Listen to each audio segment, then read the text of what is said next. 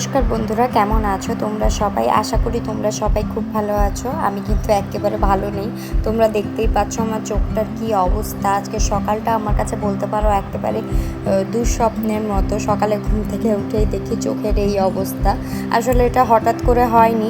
কালকে রাত্রে আসলে সোনা বাবা অনেকক্ষণই খেলাধুলো করছিল, ওই 12টা-1টা নাগাদ।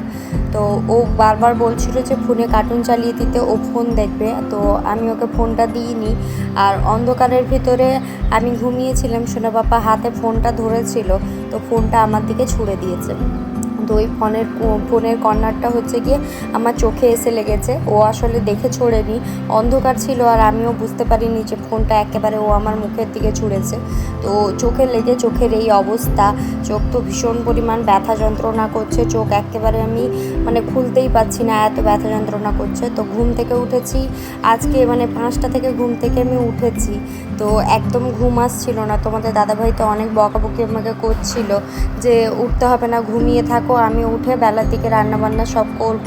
কিন্তু আমি যেহেতু আগের দিন রাত্রে সব কিছু কেটে কুটে রেখেছিলাম, আর ঘুমও যেহেতু আমার একেবারে আসছিল না, তাই ভাবলাম যে বেকার ঘুমিয়ে না থেকে, ঘুম তো আসছেই না, যাই আস্তে আস্তে করে যদি রান্নাগুলো অল্প অল্প করে শেষ করতে পারি। তো প্রথমে ভাতটা বসিয়ে দিয়েছি, তারপর ছোলা আলুটা সেদ্ধ করেছিলাম।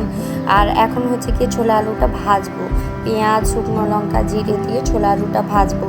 তোমাদের দাদাভাই হচ্ছে কি মুড়ি দিয়ে ছোলা আলু সেদ্ধ দিয়ে খেয়ে নেবে। আর হচ্ছে গিয়ে ভাতটা করবো। চোখটাই না ভীষণ পরিমাণ সমস্যা হচ্ছে। চোখটা এত পরিমাণ ফুলে গেছে যে চোখটা খুলতেও কষ্ট হচ্ছে, আর চোখের মণিটাকে এদিক ওদিক ঘোরাতেও ভীষণ পরিমাণ ব্যথা হচ্ছে।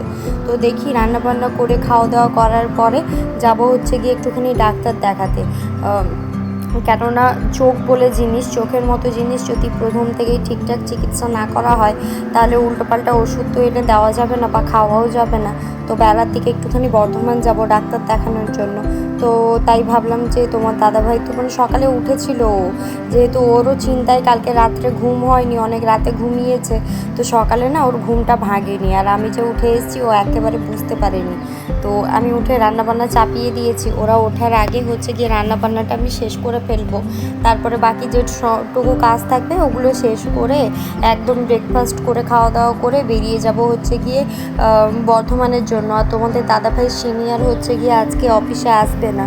তো তোমাদের দাদাভাইয়ের ছুটি নেওয়ার একদম উপায় নেই। তো অফিস যাবে, অফিস থেকে এসে আবার আমাকে ডাক্তার দেখাতে নিয়ে যাবে, তারপরে আমাদেরকে ছেড়ে দিয়ে আবারও ও অফিস যাবে। তো ওর জন্য ভীষণ পরিমাণ আজকে ধকল হয়ে যাবে, কারণ এক তো অফিস থেকে ছুটি পাবে না, অফিসের কাজও করতে হবে, আর আমাকে নিয়ে ডাক্তার দেখাতেও হবে। তো যাব হচ্ছে গিয়ে বর্ধমানের দিশাতে ডাক্তার দেখাতে। তো বুঝতেই পারছো আমার চোখটার কি অবস্থা, এক চোখটা একদম ফুলে বন্ধ হয়ে গেছে, এত কষ্ট হচ্ছে চোখে কিছু বলার নেই। আর তবু ছোটো বাচ্চা না জেনে শুনে করে ফেলেছে, ওকে তো আর বকে ঝোঁকে মেরে ধরে লাভ তো কিছুই হবে না। তো আমরা কিন্তু ওকে কিছুই বলিনি কালকে যে এই কাণ্ডটাও ঘটিয়েছে ওকে, না তোমার দাদাভাই কিছু বলেছে না আমি কিছু বলেছি। যেহেতু বুঝে করেনি, ওকে মারলে তো আমার ব্যথাটা কমে যাবে না, আর ওকে মেরে ধরে কিছুই হবে না, ওকে আস্তে আস্তে বোঝাতে হবে যে এরকম করতে নেই। আর ও যেহেতু দেখে করেনি, ওরও এটা ভুলে করে ফেলেছে, ছুঁড়ে দিয়েছে। ও অন্ধকারে বুঝতে পারেনি যে আমার মুখের দিকে ছুঁড়ে দিয়েছে, আমার মুখে লেগে গেছে।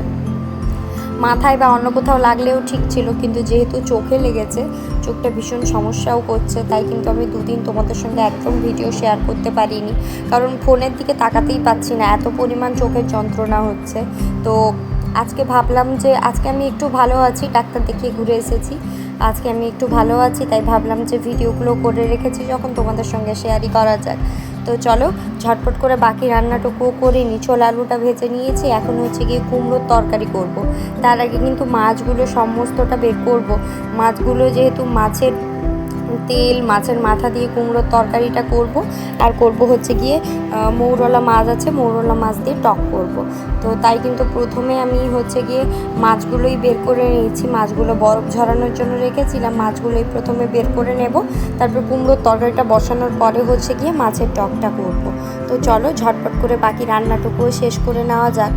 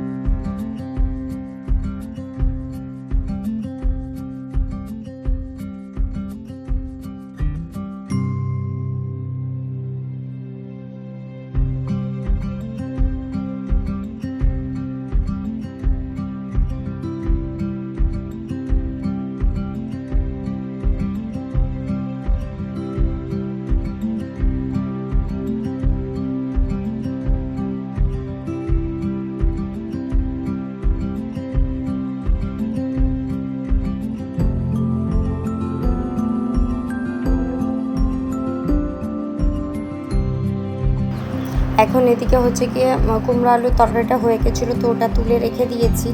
এখন ওই বাকি যেটা আছে মানে চুনো মাছটাকে নুন হলুদ মাখিয়ে হচ্ছে গিয়ে এখন গরম করতে, ও তেলটা গরম হয়ে গেছে, মাছগুলো ভেজে নেব। ভেজে নেওয়ার পরে হচ্ছে কি টক করবো। তো মৌরলা মাছগুলো না বেশ বড় বড় এনেছিল, তাই ভাবলাম যে একটু কাঁচা আম দিয়ে টক করি, খেতে বেশ ভালো লাগবে। আর শরীরটা যেহেতু ভালো নেই বেশ কিছুদিন ধরে, একে তো মানে ঠান্ডা গরম মতো হয়েই ছিল, তারপরে এই চোখের ব্যথার জন্য শরীরটা আমার একেবারে ভালো নেই, তাই ভাবলাম যে একটু আম দিয়ে টক করি, খেতে ভালোই লাগবে। তো চলো ঝটপট করে মাছগুলো ভেজে টকটা বসিয়ে দিই। তারপরে তোমাদের দাদাভাই উঠলে ও হচ্ছে গিয়ে চান টান করে অফিসে বেরিয়ে যাবে, আর সোনা পাপাকে আমি ততক্ষণের মধ্যে খাওয়ানো দাওয়ানো চান টান করিয়ে দেবো। তারপরে হচ্ছে গিয়ে তোমাদের দাদাভাই এলে আমরা বর্ধমানের জন্য হচ্ছে বেরিয়ে যাব। তো চলো ঝটপট করে মাছটা ভেজে নিই।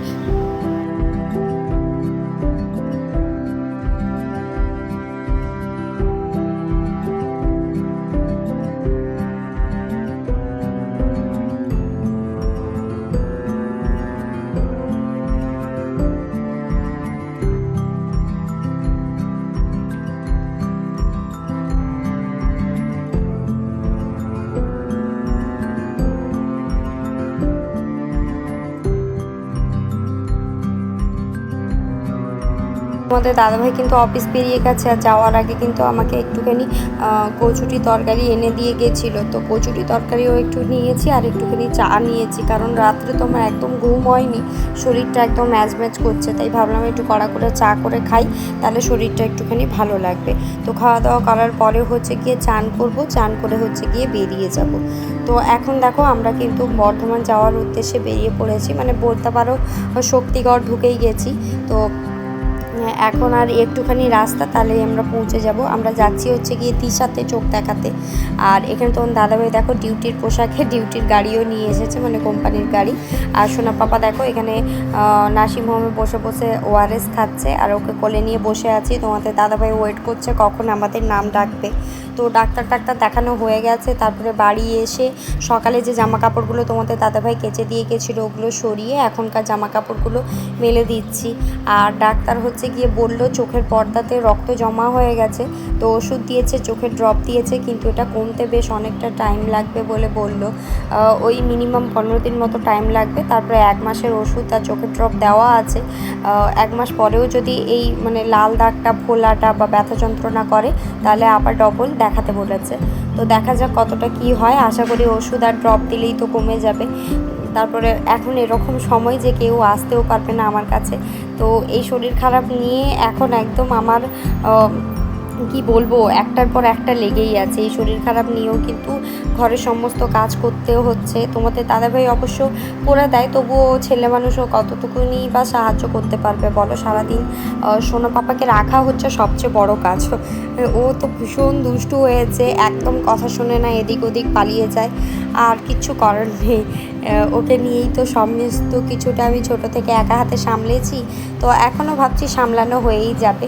তো যখন কোনো বিপদ আসে বিপদ থেকে ঠিক উদ্ধার হয়েই যাওয়া হয়। এই সামান্য যা একটু কষ্ট পাচ্ছি এখন। তো চলো বাকি কাপড়গুলো যেগুলো শুকে গেছে ওগুলো নিয়ে এখন নিচে চলে যাই, আর ভেজা কাপড়গুলোতে হচ্ছে গিয়ে ক্লিপগুলো লাগিয়ে দিই। তো আজকের ভিডিওটা এখানেই শেষ করছি। কেমন লাগলো অবশ্যই জানাবে, যদি ভালো লাগে একটা লাইক আর সাবস্ক্রাইব করে আমার পাশে থাকবে। দেখা হবে নতুন আরও একটা ভিডিও নিয়ে।